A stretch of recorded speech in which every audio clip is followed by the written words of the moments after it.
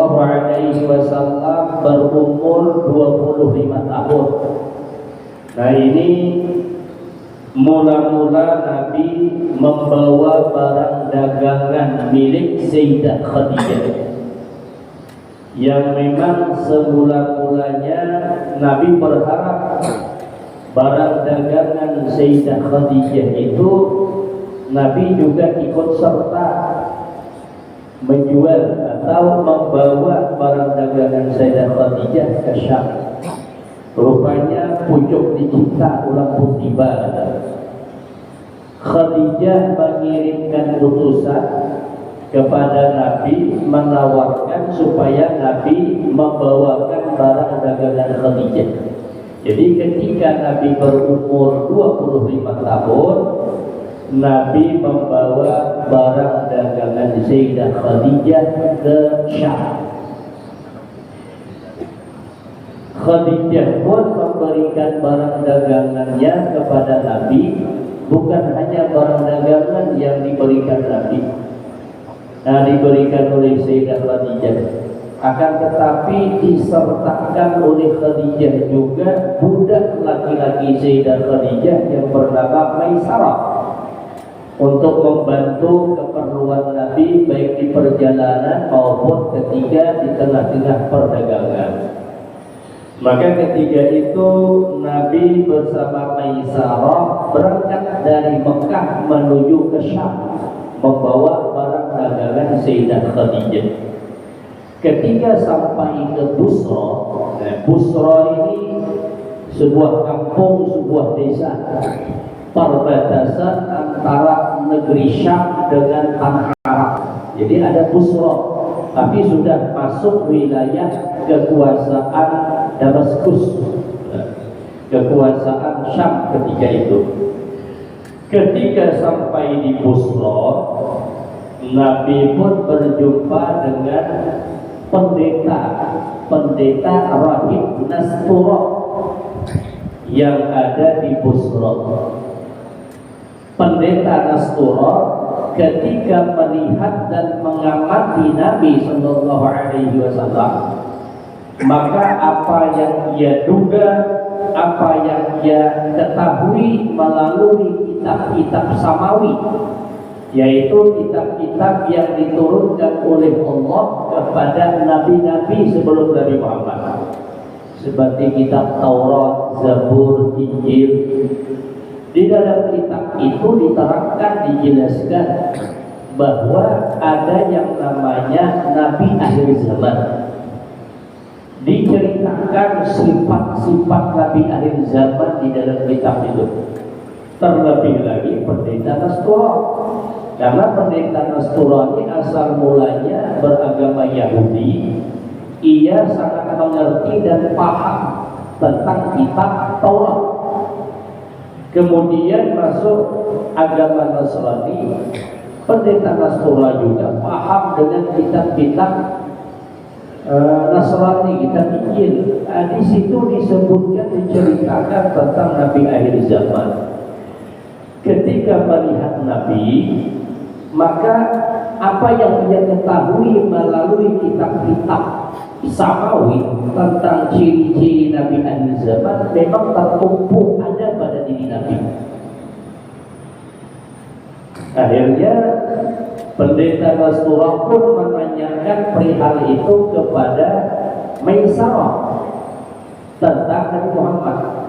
Maka sesuai dengan apa yang diketahui oleh pendeta Nastura, itu pun dijawab oleh Maisarah seperti yang ditanyakan oleh pendeta Nastura, bahwa tanda-tanda Nabi akhir zaman itu ada warna kemerah-merahan yang ada di bola mata bagian putihnya. Maka kata pendeta Nastura, adakah itu? Ujar Maisarah, ada. Kemudian kata pendeta Nastura, hilang timbul, kata selalu ada. Maka kata Maisarah, warna kemerah-merahan yang ada di mata Nabi itu selalu ada. Maka sesuai dengan pengetahuannya, tanda-tanda Nabi akhir zaman itu salah satu tandanya itu. Nah, jadi setelah peristiwa itu, Maisarah beserta Nabi pun mulai berdagang.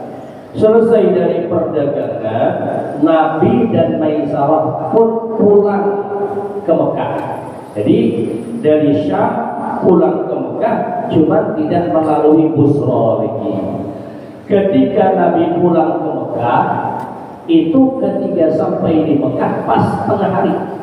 Biasa kita tuh tengah hari itu lihat pas matahari di atas kepala, lihat panas-panasnya. Ketika Nabi berada di atas unta, itu Khadijah dari rumah beserta perempuan-perempuan lain melihat Nabi itu di atas unta itu tidak kepanasan, ada yang menaungi itu. Maka begitu pula cerita tentang Nabi yang bertemu dengan pendeta Nastura, bagaimana Nastura melihat Nabi, apa yang ditanyakan oleh Nastura kepada Maisarah. Nah, itu pun diceritakan oleh Maisarah. Wa akhbaraha Maisaratu bi annahu ra'a dzalik ay ilal malaikatin nabiyya min harsyamsi.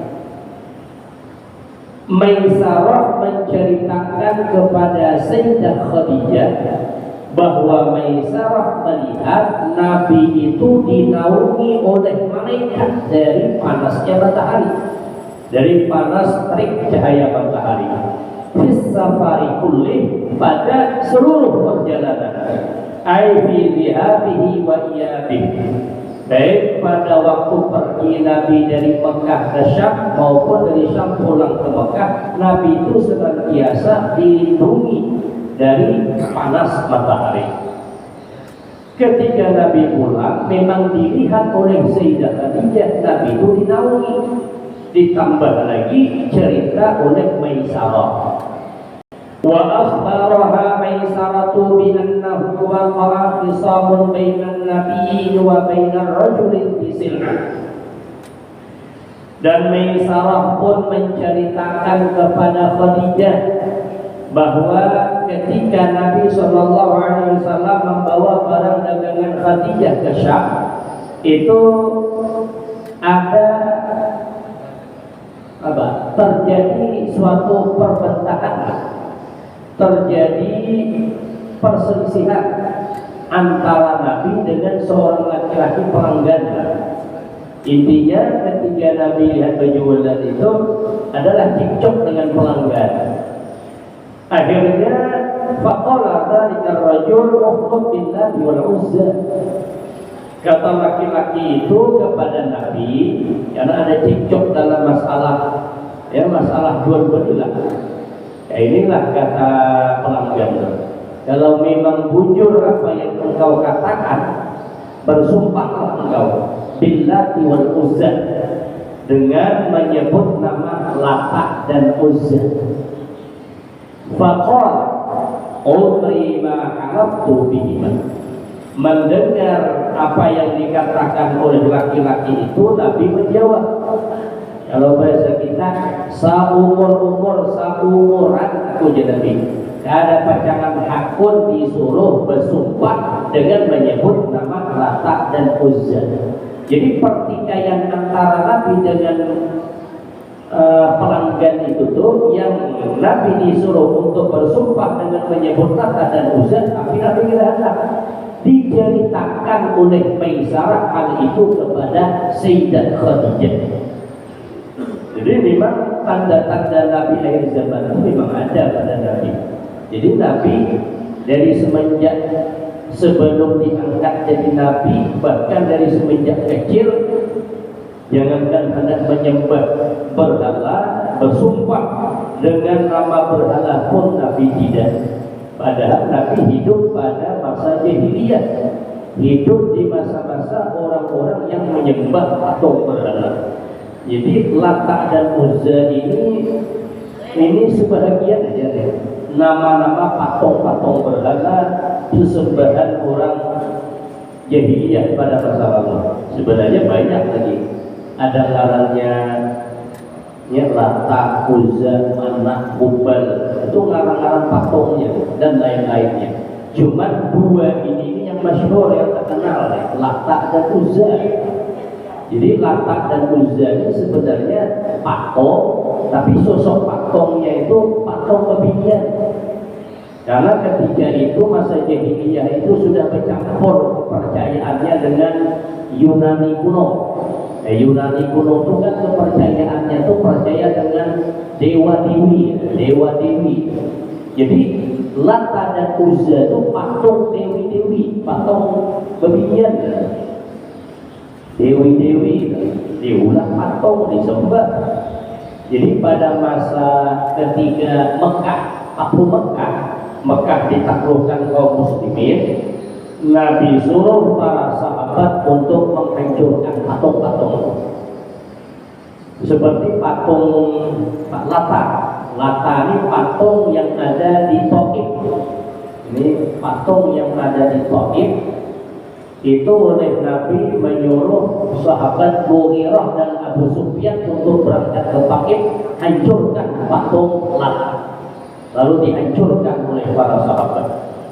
Kalau patung Uzza ini ada di Nakhlah.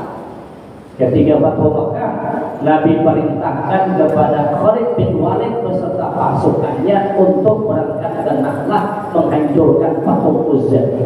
Jadi ada banyak riwayat cerita tentang penghancuran patung Uzza. Di antaranya ketika Khalid sampai di Nakhlah, rupanya ada patung-patung yang digantung di atas pohon.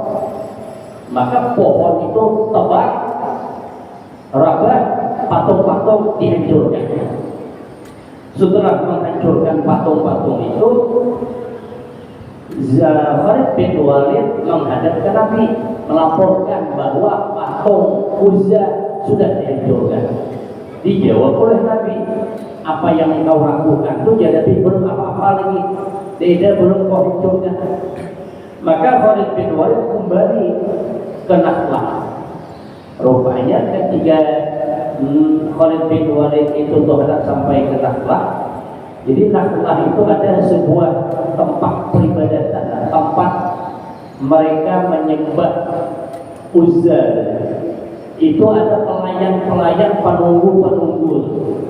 Ketika melihat pasukan Khalid bin Walid sampai di sana, mereka pun masang jebak. Kalau bahasa kita masang jebak supaya Khalid bin Walid beserta pasukan itu masuk ke jebak. Jadi diulangnya jebakan-jebakan supaya Khalid bin Walid beserta pasukan ketika masuk ke tempat peribadatan mereka itu masuk dalam jebak. Tapi Khalid bin Walid tidak masuk. Jadi ketika itu rupanya ketika Khalid sampai di tempat peribadatan mereka, itu pelayan-pelayan yang ada di Nakhlah itu tuh ribut menyebut nama Uzza. Rupanya ketika mereka menyebut nama Uzza itu tertuju pada seorang perempuan. Ceritanya ketika itu perempuan itu dengan terurai rambut panjang tanpa sehelai benang. Apa ya, telanjang bulat, rambut terurai tanpa sehelai benang di tubuh, bercakap apa bahasa Banjarnya, haharuno kada karuan lah itu. Mahayumu haharuno kada karuan babane. Ketika Khalid bin Walid melihat perempuan itu, ditikam oleh Khalid bin Walid, matilah perempuan itu. Kemudian dilaporkan oleh Khalid bin Walid ke Nabi. Maka Nabi pun jawab, itulah yang sebenar-benarnya Uzza. Jadi bebinian, rambut panjang terurai dengan tanpa busana.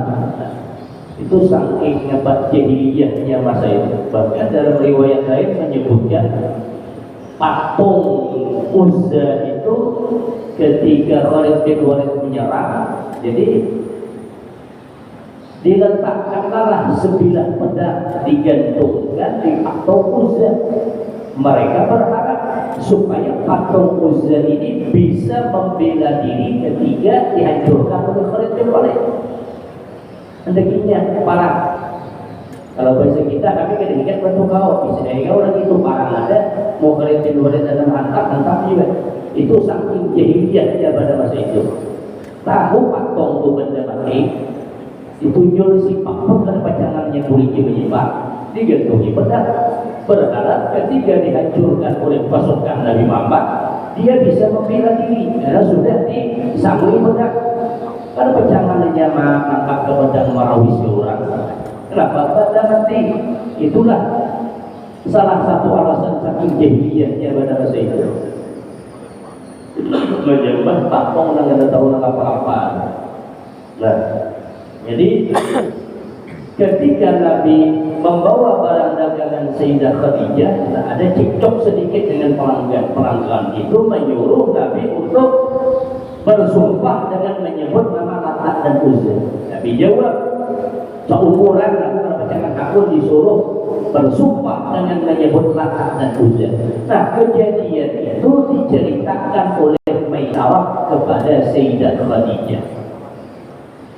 Wa akhbara bima qalahu ar-rahibun astura min su'ali hurrati fi 'ainai wa min qawlihi huwa nabiyyun wa huwa akhirul anbiya. Maisarah pun menceritakan kepada Khadijah tentang pertanyaan pendeta Nastura kepada Maisarah, yang pendeta Nastura itu menanyai kepada Maisarah, ada warna kemerah-merahan yang ada di bola mata laki-laki itu, maksudnya Nabi Muhammad. Maka ujar Maisarah, ada. Kemudian pendeta Nastura menyebutkan bahwa laki-laki itu yang dimaksud Nabi itu adalah Nabi penutup dari sekalian Nabi. Pertanyaan pendeta Nastura sekaligus kata-kata pendeta Nastura itu kepada Maisarah. Maisarah ceritakan kepada tuannya, yaitu Sayyidah Khadijah. Wa awda'ahu ladaihi minal wasiyah. Maisarah pun menceritakan kepada Khadijah tentang pesan yang dititipkan oleh pendeta Nastura kepada Maisarah min nahyihi an mufaraqatih. Pesan pendeta Nastura kepada Maisarah supaya Maisarah tetap bersama laki-laki itu, maksudnya Nabi, jangan dipisahi lagi upati jadi. Karena laki-laki itu adalah Nabi akhir zaman pilihan Allah. Pesannya pendeta Nastura kepada Maisarah supaya senantiasa bersama Nabi, mengupatai Nabi, diceritakan oleh Maisarah pula kepada Sayyidah Khadijah. Jadi setelah pulangnya Nabi dari berdagang itu, wa dha'afallahu ta'ala lahu sallallahu alaihi wasallam fi tilka tijarati ribhan wa naf'a. Allah lipat gandakan bagi Nabi ketika Nabi berniaga itu keuntungannya. Jadi keuntungan perniagaan Nabi itu berlipat-lipat ganda. Wa naf'a ay rafa'a ribaha aktsara minal mu'tad. Artinya Allah meningkatkan keuntungan perniagaan itu lebih banyak dari biasanya. Biasanya barang-barang dagangan Sayyidah Khadijah ketika dibawa oleh orang lain selain Nabi, untung aja.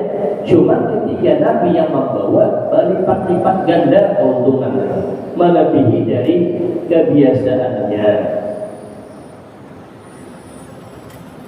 Summa lamma raddat tijarata li Khadijah a'fathu aktsara mimma lahu. Dan setelah sampai ke Makkah, Nabi pun kemudian mengembalikan barang dagangan kepada Sayyidah Khadijah. Setelah dikembalikan kepada Sayyidah Khadijah, Sayyidah Khadijah pun memberikan upah kepada Nabi, upah lebih banyak dari seharusnya Nabi dapatkan. Kalau istilah kita, seharusnya Nabi itu upahnya dapat 1 juta, istilah kita. Tapi ketika Khadijah memberikan upah ke Nabi itu lebih 2-3 juta lah itu. Seharusnya Nabi dapatkan 1 juta, tapi sampai 2-3 juta upah dari Nabi membawakan barang dagangan Khadijah. Fabana ay wadaha li Khadijah bima ra'at bi'ainiha min ilalil malakaini wa ma sami'at min Maisarata annahu sallallahu alaihi wasallam Rasulullah ilal bariyah. Maka pada saat itu nyata, nampak jelaslah bagi Sayyidah Khadijah apa yang ia lihat dengan matanya. Jadi bukan hanya sekedar mendengar dari cerita Maisarah, tapi di samping cerita Khadijah melihat surat ketika Nabi pulang pas tengah hari. Ketika itu Nabi duduk mengendarai unta, Khadijah memang melihat di atas kepala Nabi ada malaikat yang menaungi Nabi dari panas sinar matahari. Wa ma sami'at min Maisarata annahu sallallahu alaihi wasallam Rasulullah ilal bariyah. Dan juga nyata kepada Sayyidah Khadijah apa yang ia dengar dari cerita Maisarah, bahwasanya Nabi adalah Rasulullah, utusan Allah ilal bariyah, kepada seluruh makhluk, kafah, menyeluruh. Jadi kadang tidak seperti nabi-nabi lainnya. Nabi-nabi lainnya itu diutus oleh Allah itu kepada kaumnya. Tapi kalau Nabi kafah, menyeluruh sedunia itu. Kalau nabi-nabi terdahulu itu diutus hanya pada kaumnya saja.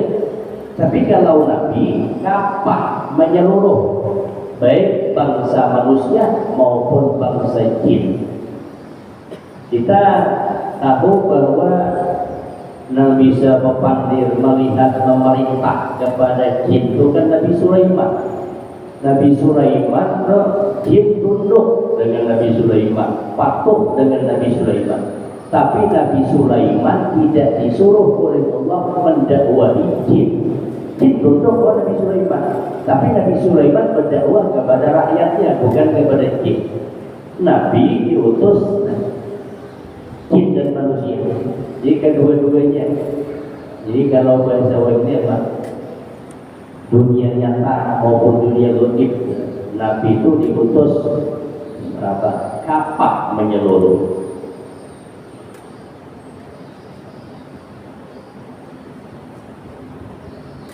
Famalat ilaihi sallallahu alaihi wasallam mailan syadidan. Nah, mulai dari situlah Sayyidah Khadijah terpaut kepada Nabi.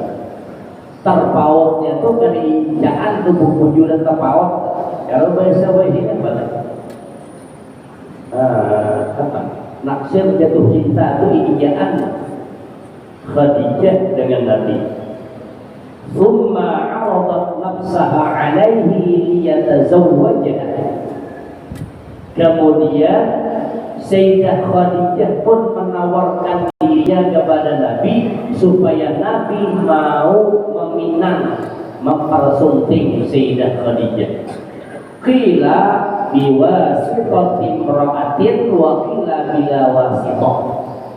Ada yang mengatakan Khadijah menawarkan diri untuk dipinang oleh Nabi, ada yang mengatakan tanpa perantara. Ada lagi yang mengatakan ada perantara dengan seorang perempuan. Artinya Sayyidah Khadijah ingin Nabi itu menikahi Sayyidah Khadijah. Sebahagian menyebutkan Sayyidah Khadijah langsung menyambat ke Nabi. Kalau istilah ini tanpa majumlang, langsung menawarkan diri.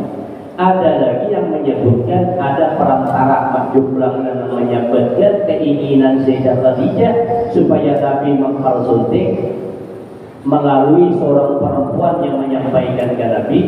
Ada lagi yang menyebut Sayyidah Khadijah langsung menawarkan diri.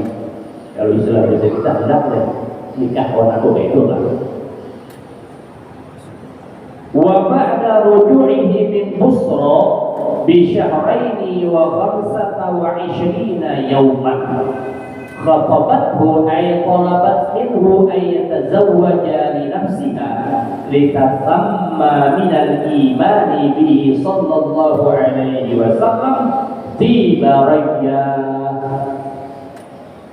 Setelah pulangnya Nabi dari berniaga dari Syam ke Mekah, setelah pulang itu kira-kira 2 bulan 25 hari, 3 bulan kurang 5 hari, maka Sayyidah Khadijah pun meminta kepada Nabi supaya Nabi meminang Sayyidah Khadijah. Sayyidah Khadijah meminta Nabi meminang dirinya, litashamma minal imani bihi, supaya Sayyidah Khadijah bisa mencium dari iman dengan sebab beriman kepada Nabi sallallahu alaihi wasallam di bariyah ay raihatut thayyibah, bau wangi dari keimanan. Fasyabbahal imana bihi sallallahu alaihi wasallam bi syai'in mashmumin. Pengarang musannif menyerupakan beriman dengan Nabi itu dengan sesuatu yang bisa dihirup atau dicium baunya. Fin nafasati wa ghurbati fi kulli. Karena sama-sama tak ternilai dan sama-sama diingini oleh setiap orang. Artinya beriman dengan Nabi diumpamakan seperti sesuatu yang bisa dihirup wanginya.